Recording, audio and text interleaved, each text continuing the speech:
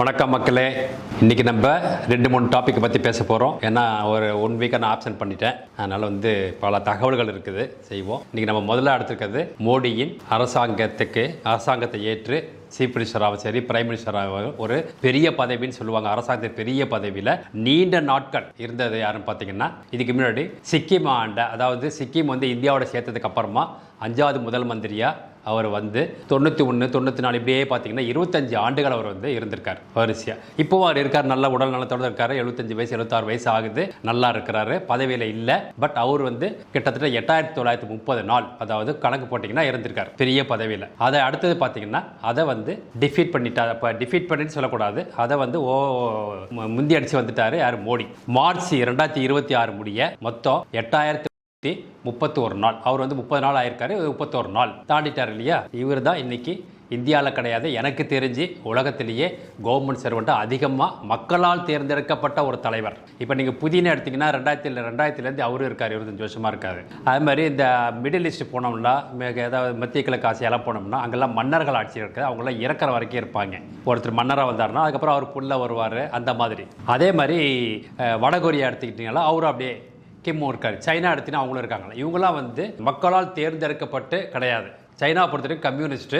So அந்த கம்யூனிஸ்ட்டும் இதே தான். அவர் என்ன பண்ணிட்டேன்னா, ஒரு 6 வருஷத்துக்கு முன்னாடி நான் இறக்கும் வரை தானே இந்த நாட்டின் பிரசிடென்ட்டு அப்படின்னு சொல்லி அந்த மாதிரி. பட் மோடியை பொறுத்த வரைக்கும் மக்களால் தேர்ந்தெடுக்கப்பட்டு அதிக நாட்கள் பெரிய பதவியில், அதாவது சீஃப் மினிஸ்டராகவும் பிரைம் மினிஸ்டராகவும் இருந்து பார்த்தீங்கன்னா இவர் தான். ஸோ எனக்கு தெரிஞ்சு உலகத்திலே இவர் தான் இருக்க முடியும். அதாவது மக்கள் தேர்ந்தெடுக்கப்பட்டு. நீங்கள் அது மன்னர்களாக ராஜராஜ சோழன் அப்படிலாம் போனீங்கன்னு வச்சுங்க, ஏன்னா சொல்கிறதுக்கு ஒரு கும்பல் இருக்குது, அந்த இதெல்லாம் போனீங்கன்னா அப்படிலாம் பார்க்க முடியாது. ஓகே, மக்கள் ஓட்டு போட்டு எடுத்த ஒரு பெருந்தலைவர், அதிக நாட்கள் பணி செய்வதற்கான ஒரு மோடி தான். இதுக்கான காரணம் என்ன அப்படின்னு நம்ம பார்க்கணும். இப்போ அதுக்கு முன்னாடி மோடி பற்றி சின்னதாக சொல்லிவிடுவோம். இவர் 1950 பிறந்தார். அது மாதிரி பவன்குமார்னு சொன்னோம் இல்லையா, சிக்கிம் ஆண்ட அவருமே 1950 தான் பிறந்தார். 2 பேரும் கிட்டத்தட்ட ஒரே வயசு தான். ஸோ அதை விட்டுருவோம். இப்போ மோடி 50 பிறந்து 8 வயசுலேயே ஆர்எஸ்எஸ் சேர்ந்தார். அதுக்கப்புறம் பார்த்தீங்கன்னா 1971 முழுமையாக ஆர்எஸ்எஸ்ல தன்னை முழுமையாக அர்ப்பணிச்சிட்டார். அதுக்கப்புறம் பார்த்தீங்கன்னா 85 பிஜேபியில் சேர்ந்தார். அவரை தன்னை சேர்த்துக்கிட்டார். அப்புறம் 2001 பதவிக்கு குஜராத்தில் சீஃப் மினிஸ்டராக வந்தார். அன்னையிலேருந்து இன்னைய வரைக்கும் பெரிய பதவியில் இருக்கார். அதுக்கப்புறம் பார்த்தீங்கன்னா அப்போ தான் அவர் எர்த்குவேக் வந்துச்சு. இதில் குஜராத்தில் இதே 2002 அது பெரிய அது திருப்பி கட்டமைக்கணும். அதில் அப்புறம் பல சேலஞ்சஸை மிக வெற்றிகரமாக பண்ணதுனால அவர் தொடர்ந்து இன்றைக்கே அவர் பிரைம் மினிஸ்டர் வராமல் குஜராத்தில் இருந்தாருன்னா அவர் குஜராத் சீஃப் மினிஸ்டர் இன்ன வரைக்கும் அவர் தான் கண்டிப்பாக இருந்திருப்பார். ஏன்னா நம்ம இன்றைக்கி பார்க்குறோம், அன்னையிலேருந்து இன்ன வரைக்கும் பிஜேபி தான் ஆட்சி ஆளுட்டு இருக்கு. அது ஒன்று.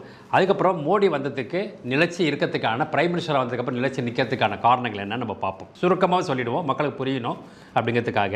இவர் வந்தோடனே என்ன பண்ணியிருக்காருன்னா, இந்த ஸ்வச் பாரத், தென் அப்புறம் எல்லாருக்கும் டாய்லெட் இருக்கணும், எல்லா டாய்லெட் இல்லாத வீடு இருக்கக்கூடாது அப்படின்னு கழிவறைகள் இல்லாத வீடு இருக்கக்கூடாது அப்படின்னாரு. அதுக்கப்புறம் பார்த்தீங்கன்னா பெண்களுக்கு இன்னைக்கு கூட அவர் பாராளுமன்றத்தில் மக்களவையில் 39% பெண்களுக்கு இடஒதுக்கீடு வேணும்னு சொல்லி அனைத்து கட்சி கூட்டத்தை அரேஞ்ச் பண்ணிட்டு இருக்காங்க.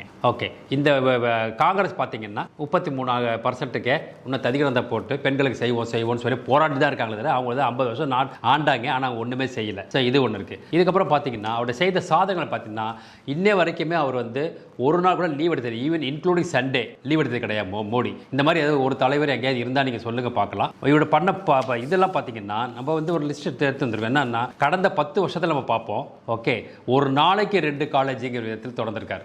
இந்தியா முழுக்க ஒரு நாளைக்கு 2 காலேஜ், அது தமிழ்நாட்டில் இருக்கலாம், கேரளாவில் இருக்கலாம், காஷ்மீரில் இருக்கலாம், எங்கே வேணாலும் இருக்கலாம். ஓகே, 2 காலேஜ் திறந்திருக்காரு. அப்புறம் ஒரு வாரத்துக்கு ஒரு யூனிவர்சிட்டி திறந்திருக்காரு. அந்த எந்த யூனிவர்சிட்டி வேணால் இருக்கலாம். இன்ஜினியரிங், ப்ரொஃபஷனல் இன்ஜினியரிங்காக இருக்கலாம், லாவாக இருக்கலாம், ஆர்ட்ஸ் அண்ட் சயின்ஸாக இருக்கலாம், எந்த இது வேணால் இருக்கலாம். இது ஒன்று. இது ஒரு கல்வி சம்மந்தப்பட்டது. அப்புறம் இன்ஃப்ராஸ்ட்ரக்சர் பார்த்தீங்கன்னா 8 விமான நிலையங்கள் எவ்ரி இயர் கன்ஸ்ட்ரக்ஷன் அப்போ புதுசு அப்படின்னு பண்ணியிருக்காரு. அப்புறம் பார்த்தீங்கன்னா ஒவ்வொரு வருஷமும் 3 மெட்ரோ ரயில் ரூட், நம்ம இங்கே சென்னையில் சொல்கிற ஃபேஸ் 1 ஃபேஸ் 2 அப்படின்னு சொல்கிறோம் இல்லையா. இப்போ அடுத்து ஃபேஸ் 3 வரப்போகுது, இது முடிஞ்சதுக்கப்புறம் 28 முடிஞ்சதுக்கப்புறமா. ஸோ அது மாதிரி ஒவ்வொரு இடத்துலையும் ஒவ்வொரு மாநிலத்திலையும் மெட்ரோடைய உற்பத்தியை அவர் அவ்வளோ பண்ணியிருக்காரு. அதுக்கப்புறம் பார்த்தீங்கன்னா எவ்ரிடே ஹைவேஸ், இந்தியா முழுக்க தான் பேசுகிறோம், ஏன்னா அவர் prime minister of the India.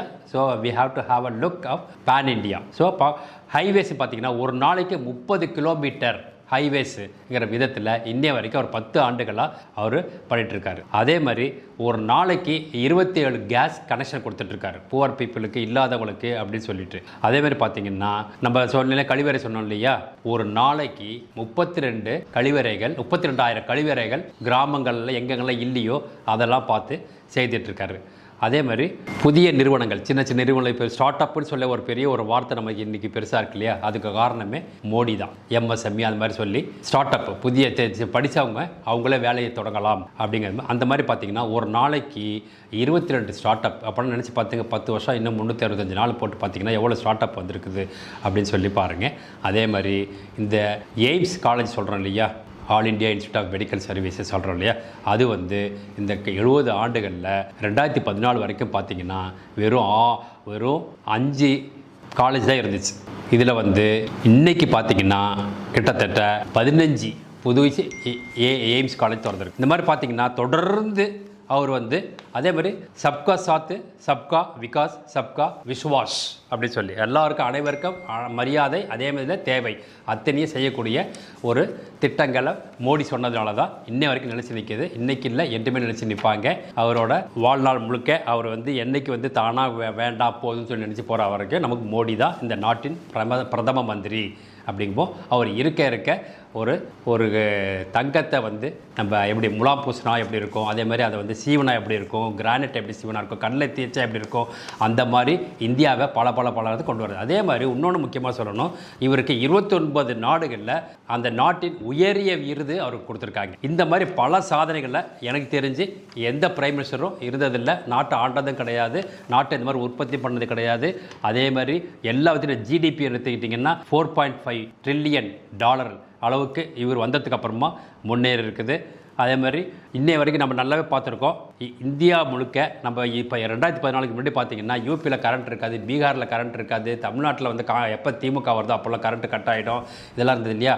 ஒட்டுமொத்தமாக அவர் தலைமை ஏற்றதுக்கு அப்புறமா இந்தியா முழுக்க மின்சாரம் இல்லாத நாடே இல்லை, மாநிலமே இல்லை, கிராமங்களே இல்லை அப்படின்னு சொல்லி அவர் கொண்டு வந்திருக்காரு.